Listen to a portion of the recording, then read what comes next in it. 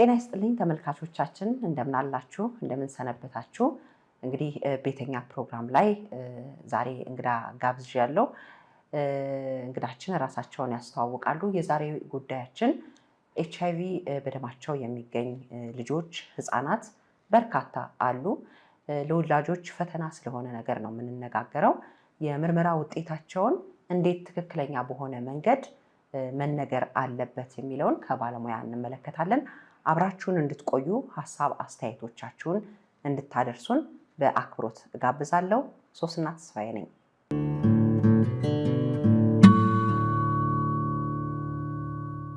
ዶክተር ካሳሁን አሸብር እባላለሁ። የህፃናት ህክምና ስፔሻሊስት እና የፐብሊክ ሄልዝ ስፔሻሊስት ነኝ። አብዛኛውን ላለፉት 15 ዓመታት በኤችአይቪ ዙሪያ በተለይ በህፃናትና በወጣቶች አፍላ ወጣቶች ኤችአይቪ ህክምናና ድጋፍ በማድረግ እንዲሁም የስነ ልቡና ድጋፍ ላይ በተመለከተ የስልጠና ማቴሪያሎችን ከማዘጋጀት ጀምሮ በጤና ጥበቃም በተለያዩ ግብረሰናይ ድርጅቶችም ሳገለግል ቆይቻለሁ። በጣም አመሰግናለሁ ዶክተር። እንዴት ነው እስቲ በትክክለኛው መንገድ ኤችአይቪ ከእናት ወደ ልጅ ለተላለፈባቸው ልጆች ኤችአይቪ በደማቸው ውስጥ መኖሩን ልንናገር የምንችለው እንደ ወላጅ እንደ አሳዳጊ? በትክክል ለመንገር አስፈላጊ ሁኔታዎች አሉ። አንደኛው ሁኔታ ምንድን ነው? የልጆቹ የአካላዊ እድገት። አካላዊ እድገት ስንል ምን ማለታችን ነው? በቁጥር የምናውቀውን ለምሳሌ እድሜ በምንልበት ጊዜ 4 ዓመት 5 ዓመት ስንል ቁጥር ነው። ግን የ5 ዓመት ልጅ 4 ልጆች ቢኖሩን አራቱም የተለያየ የብስለት ደረጃ ያላቸው ማቹሪቲ የምንለው። ስለዚህ ሁለተኛ ደግሞ ከእድሜና ከብስለት ቀጥሎ ትልቁ ያሉበት ሁኔታ በምን አይነት መንገድ ነው ሃንድል እየተደረጉ ተይዘው የቆዩት። ስለዚህ ጉዳይ የነበረው ኮሚኒኬሽን ግንኙነት ምን ነበረ በቤተሰብ ውስጥ የሚለው እነዚህ ሶስቱን ነገሮች ያማከለ መሆን አለበት። ትክክለኛ የመንገር ፕሮሰስ ነው። በአንድ ቀን የሚደረግ ስራ አይደለም። ብዙ ጊዜ ችግሮች የሚፈጠሩት በአንድ ቀን ለማድረግ የሚደረግ ጥረት ስላለ ነው። እስቲ ዶክተር ምናልባት እዚህ ላይ ይሄ እድሜ ስንል እንግዲህ ቁጥር እድሜ በመቼ ወይም ምን ያህል እድሜያቸው ላይ ነው መንገር ያለብን የሚለው መመሪያውን መከተል አለብን። ሶሲ መመሪያው አሁን 6 ዓመትን ሚኒማም አድርጎ ወስዷል። እንደ ህፃናት ህክምና ሌሎች ከኤችአይቪ በፊት በጣም ከባድ የሆኑ የህፃናት የካንሰር በሽታዎችን እንዴት ኮሚኒኬት ያደርጉ እንደነበር፣ እንዴት ለልጆች ይነግሩ እንደነበረ በሌሎች ሀገሮች አድቫንስድ በሆኑ ሀገሮች ያሉ ሰዎች ይነግሩናል። እነሱ እንዴት አድርገው በማጫወቻ እነሱ በሚወዷቸው ነገሮች አድርገው እንደሚነግሩ እናውቃለን። ይሄኛው ግን ልምድ አልነበረንም። በዚህ ምክንያት እድሜ በካንሰር ለተጠቁ ልጆች ከ3 ዓመት ከ4 ዓመት ጀምሮ በተለያየ መንገድ ኮሚኒኬት ያደርጓቸዋል። እንዴት አድርገው ኬሞቴራፒ እንደሚወስዱ የመሳሰሉት ነገሮች ይነገራቸዋል። ኤችአይቪ ግን ለየት የሚያደርገው ምንድን ነው? መድኃኒቱን መውሰድ ሲጀምሩ አብረው ሆነው ይጀምራሉ።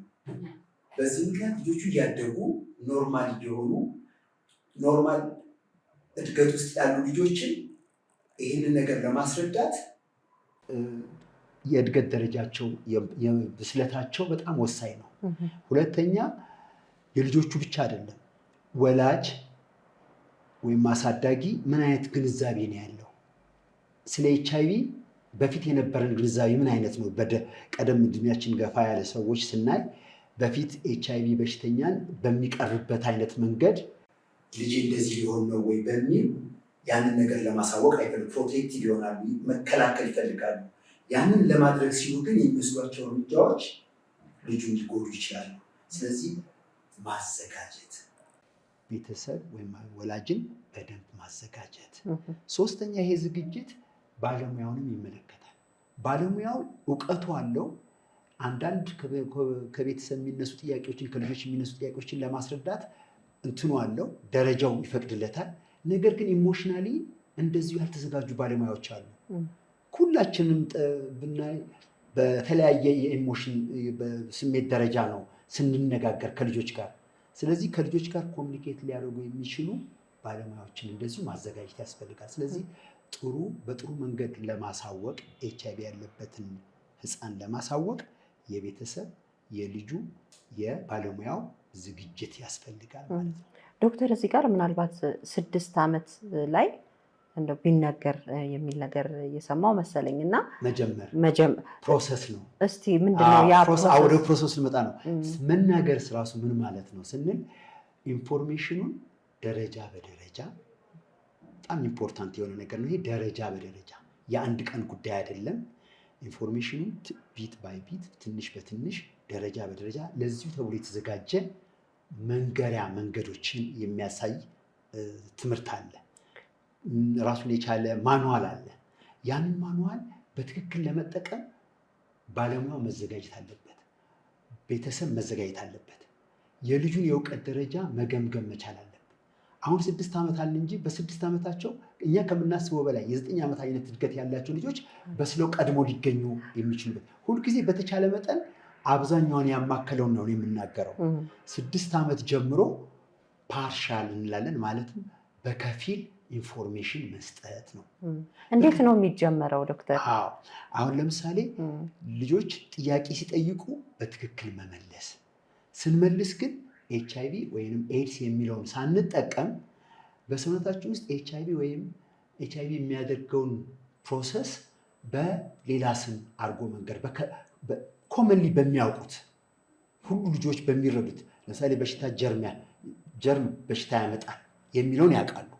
ይህንን ተመርኩዘን በሰውነታችን ውስጥ ያሉትን ጀርም ሰውነታችን ሲያጠቃን ጀርሞቹን የሚከላከሉ አገርን እንደሚከላከል ወታደር የኛ የሰውነታችን ወታደሮች አሉ ብለን መጀመር አለብን። እነዛ ወታደሮች በጀርሞቹ ሲጠቁ ወታደሮቹ ያሸልባሉ ወይም ይተኛሉ እና እነዚህ ይፈነጫሉ። እነዚህ ሲፈነጩ ሰውነታችን ያስለናል። የተለያየ ምልክቶችን እየነገርን እሱም ያለበትን ልጆቹ ያሉባቸውን ነገሮች እየነገርን እንደዚህ ሊሆን ይችላል። ይሄ ነው ፓርሻል ማለት ይሄ ነው። ግማሽ እውነት ግን ውሸት የለበትም። አቮይድ ማድረግ ያለብን ሁል ጊዜ ማድረግ የሌለብን ነገር ውሸት መቀላቀል የለብንም። ምናልባት ዶክተር እዚህ ጋር የምጠይቅ ብዙ ጊዜ ኤችአይቪ በደማቸው ላለ ልጆች መድኃኒት እንግዲህ ሲወስዱ ልጆች እየቆዩ ይሰላቻሉ። ለምንድን ነው ይሄንን የምወስደው? የምን መድኃኒት ነው? ምንን አሞኝ ነው ይላሉ እና ብዙ ጊዜ የስኳር መድኃኒት ነው፣ ሳምባህን ስላመመህ ነው፣ ቫይታሚን ነው ይባላሉ እና የሚጥል በሽታ ነበረብን ለሱ ተሰጥቶ ስለማይቆም ነው። የተለያዩ ልጆችን እንሰማለን። ትክክል አይደለም ማለት ነው ዶክተር? ትክክል አይደለም። ይሄ ዲሲቪንግ ይባላል፣ ማሳሳት ይባላል። ይሄ ማሳሳት ቅድም እንደተናገርኩት ማንም ወላጅ ወይም አሳዳጊ ልጆቹን ለመበደል የሚያሳድገውን ልጅ ለመበደል ብሎ የሚፈጽመው አይደለም። ፕሮቴክት ያደረገ ከሌላ አደጋ የተከላከለ መስሎት የሚወስደው እርምጃ ነው። ይሄ የሚወስደው እርምጃ ግን ከተወሰነ ጊዜ በኋላ ለልጁ ራሱ ጎጂ ይሆናል። ለምን? ልጆቹ ከኛ ሄደው አድገዋል በጣም እና ብዙ አሁን ከእንትናችን ጋር ስለማይሄድ ነው እንጂ ብዙ ያጋጠሙንን ነገሮች ልነግርሽ ይችላለሁ። ስለዚህ ጉዳት አለው። ይሄ ማሳሳት ጉዳት አለው። በኋላ ላይ እውነታውን ሲያውቁ የዛን ጊዜ የሚፈጠረውን ነገር አይውል አሁን ዲስከስ እንነጋገራለን። ግን አሁን እዚህ ጋር እንደዚህ ለምሳሌ ጀርሞቹን ለመግደል እነሱ ደግሞ ጀርሞቹ ካደጉ ያጠቁናል፣ ህመምተኛ እንሆናለን፣ በሽታ የመከላከል አቅማችን ይደክማል እያለን ነው የምንናገረው እና ከዛ በኋላ አሁን ስለ ጀርም ስንናገር ጀርሞቹን የሚከላከሉ ወታደሮች በጣም ሲጎዱ ይሄ የምንወስደው መድኃኒት ወታደሮቹን እያጠነከረ ጀርሞቹን ያስተኛል። ጀርሞቹ ተኙ ማለት ወታደሮቻችን ጠነከሩ፣ መከላከያ ወታደሮቻችን ጠነከሩ ማለት እኛ ትምህርት ቤት እንማራለን፣ ስራችን እንሰራለን፣ በደንብ እናድጋለን፣ መጫወት እንችላለን፣ መማር እንችላለን፣ አድገን ዩኒቨርሲቲ እንገባለን እያልን እንነግራቸዋለን ማለት ነው። ይሄ ፕሮሰስ አንድ ልጅ ላይ 2 ወር፣ 3 ወር፣ 4 ወር፣ ዓመት ሊፈጅ ይችላል። እንደምንድን ነው የሚወሰነው? እንደ ባለሙያው ዝግጅት፣ እንደ ቤተሰብ ዝግጅት፣ እንደ ልጁ ዝግጅት እውቀት፣ እነዚህ ሶስቱ አንድ ላይ በሚሰሩበት ጊዜ በጥቂት ወራት ሊያልቅ ይችላል። ስለዚህ በ6 ወር እንደመነሻ ያደረግነው አትሊስት በዛ ጊዜ በ6 ዓመት ያልነው እንትኑን እንዲረዱ ነው። መረዳት የምናስረዳቸውን ነገሮች እንዲረዱልን በእኛ ሀገር ኮንቴክስት። አሁን የሌሎቹን ሀገር ኮንቴክስቶች ስናይ በ4 ዓመትም የሚሉ አሉ፣ በ5 ዓመትም የሚሉ አሉ።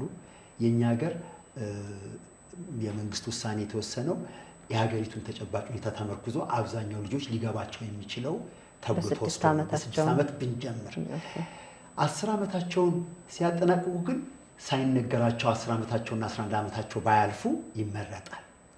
አሁን ይሄ መነሻውና መጨረሻውን የተናገርኩበት ምክንያት ምንድነው? መቼ ልጆቹ እንደምናገኛቸው አናቅም። እንደዚህ ፖዚቲቭ የሆኑ ልጆች የት ጋር እነማን ጋር እንዳሉ አናቅም። ይሄ ኢንፎርሜሽን ሲሰማ ግን በቀላሉ ወደ ምን እንገባለን?